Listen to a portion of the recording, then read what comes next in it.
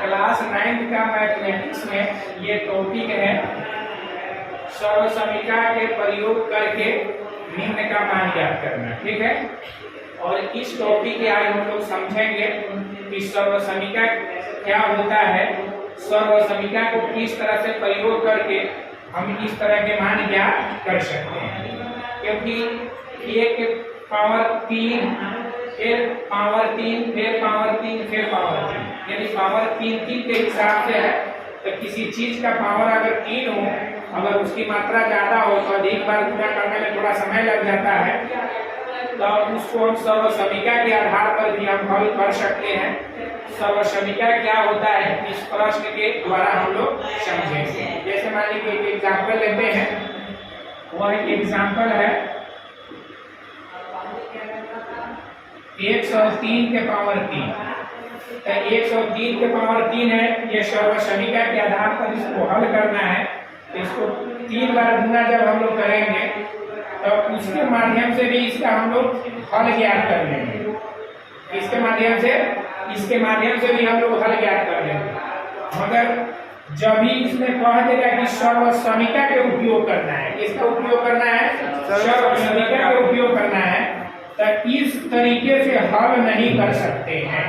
क्योंकि इस प्रश्न में एक कंडीशन लगा दिया है कि आपको जब भी हल करना है सर्वसमीकरण की सहायता से इसका मान ज्ञात करना है। ठीक है, तो जब भी इसमें कंडीशन लग जाएगा तो हमें समान तरीके से इसका गुणा नहीं कर सकते हैं। हम जब भी हल करेंगे और सर्वसमीकरण के आधार से इसका सॉल्यूशन करेंगे। अब जैसे मान लीजिए इसी का सॉल्यूशन करना है, 103 के पावर 3 है, इसको लिख सकते हैं ना 100 से थोड़ा सा ज्यादा है, कोई खास ज्यादा भी नहीं है, 100 से थोड़ा सा ज्यादा है, तो इसको हम 100 प्लस 3 कर सकते हैं। इसका पावर कितना है 3 है, तो हम 3 लिख देंगे। ठीक है, अब इसी को हम इस रूप में लिख सकते हैं a प्लस b का होल।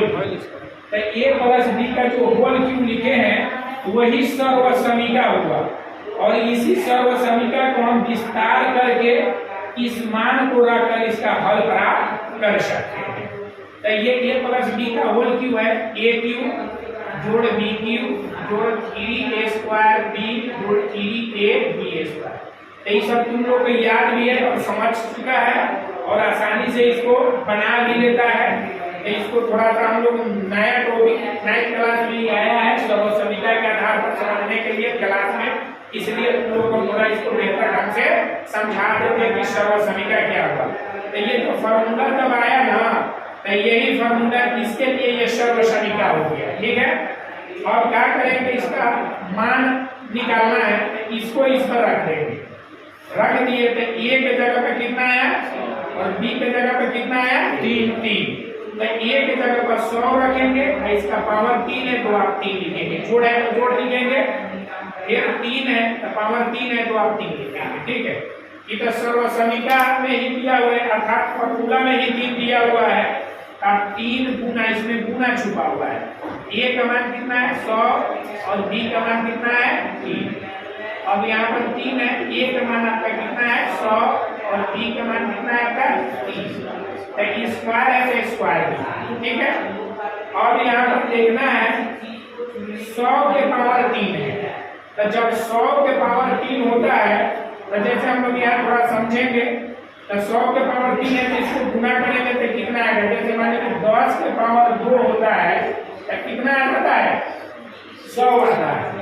तो इसको 100 आने का इसको आसान गुना करने के लिए जब 0 है ना, तो इसको आसानी तरीका से हम लोग लिख सकते हैं। तो देखो 10 के पावर कितना है 2 होल पावर, मगर इसमें कै गो 0 1 गो 0, तो इसका पावर कै गो है, तो यानी इस पावर के अनुसार से यहाँ 0 बैठा देंगे। तो कै गो पावर है 2 गो पावर है, 0 1 है, अर्थात 2 गो 0। तो इसी तरह से पावर कितना है 3 है, ऐसा कै गो 0 है 2, तो कितना हो जाएगा 6 गो 0 हो जाएगा। समझ गया ना, कै गो 0 हो जाएगा 6 गो। अगर इसी तरह से 10 रहता पावर 3 रहता तो कै गो 0 होता, यानी 1 गो है तो इसके हिसाब से कै गो होता है 3 गो 0 होता। 2 गो है तो 3 गुना 6 गो 0 हुआ, 1 है तो 3 इकाई 3 यानी 3 को 0 हुआ। यहाँ पर बैग 2 है तो 2 इकाई 2 यानी 1 पर बैग 0 हुआ, 2 को 0 हुआ। इस तरह से इसको हम लोग को समझना है। तो यहाँ पर 1 पर बैग 0 बोलो 6 अभी 3 किया 9 3 का क्या हो जाएगा 27। अब तुम बहुत कोई ऐसे कर देता है डायरेक्ट इसको गुना करके लिख देता है 3 गुना 6, करना ये गलत हो गया था। जितना पावर होगा उतना बार इसको गुना करेंगे, यानी घातांक और करनी के रूप से घातांक और करनी के आधार पर इसके पावर जितने होंगे उतना बार गुना। अब जैसे कोई कहे 4 के पावर 2 तो 4 बार क्या बार गुना होगा 4, 2 बार 4 का गुना क्या बार होगा 2 बार, और गुना करके इसको लिख दे 3 के 9 का 27 और 4 का 16 हो जाएगा। इसी तरह से इस फॉर्मेट में हमको इसको समझना है। बात समझ गया? तो ये कितना हो जाएगा 27 हो जाएगा। अब इस पर 100 के पावर 2 है, 2 है तो क्या को 0 4 को 0 हो जाएगा, आई गुना 3 रहेगा। थोड़ा छोटा छोटा करके लिख देते हैं ताकि तुम लोग भी आसानी से इसको समझ पाओ। अब 3 है गुना 100 है, आई 3 बार गुना 3 के पावर 2 है तो ये 2 बार गुना होगा तो 3 किया कितना हो जाएगा 9 हो जाएगा, तो ये 9 हो जाएगा। अब यहाँ पर एक बार और लिखो 2, अब ये 27 हो गया। अब इसको 3 किया 9 पर क्या हो 0 4 हो जाएगा और 27 पर क्या हो 0। अब इसको एक बार क्या कर दो जोड़ दो, तो इसको जोड़ोगे इस तरह से भी जोड़ सकते हो, इकाई इकाई करके अगर सिंपल तरीका में भी समझ लो ताकि तुम लोग इसको बार बार प्रयोग किया है तो ज्यादा दिमाग में रहेगा जोड़ने के लिए। तो जो बार बार प्रयोग में किया जाता है उसका थोड़ा कमांड ज्यादा होता है जिससे जल्दी स्टूडेंट क्या होते हैं समझ जाते हैं, तो उसी को उपयोग करना चाहिए जिस पर ज्यादा कमांड है, और जो न्यू रहेगा उसको धीरे धीरे करके आदमी को सीख लेना चाहिए। तो यहाँ पर देखना है 27 है, इकाई का हाई के अनुसार से यहीं पर होगा 27 में गिनना रह जाएगा। इस पर 1 2 3 4 यहाँ पर क्या जाएगा 9 आ जाएगा। यहाँ पर इकाई का हाई सैकड़ा हजार यहाँ पर। अब इसको जोड़ देंगे 7 के साथ 2 के 2 7 के साथ 2 के 2 9 यानी कितना आ गया आपका 10 9 27 27। यही आपका क्या हो गया सिंपल तरीका से भी इसको गुना करेंगे, सिंपल तरीका से भी गुना करेंगे जनरल रूप से, तो इसका भी अगर करेंगे 3 बार गुना करके तो इसका भी 10 9 27 27 ही आएगा।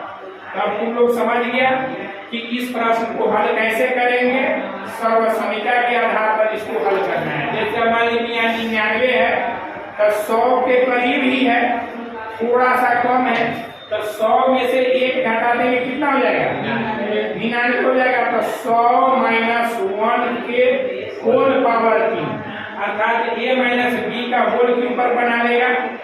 अब 102 के पावर कितना है 3, तो मान लिया कि 103 के पावर 3 है, तो सेम है इसी तरह से बनेगा, सिर्फ अंक का क्या हो जाएगा अंतर हो जाएगा, फॉर्मूला यही लागू होगा।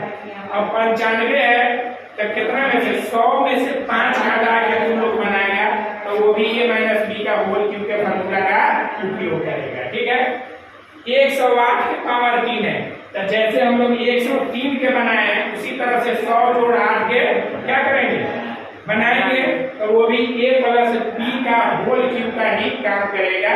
इस तरह से ये दिए गए प्रश्न को सर्वसमीकरण का प्रयोग करके तुम लोग इसको सॉल्व कर सकता है।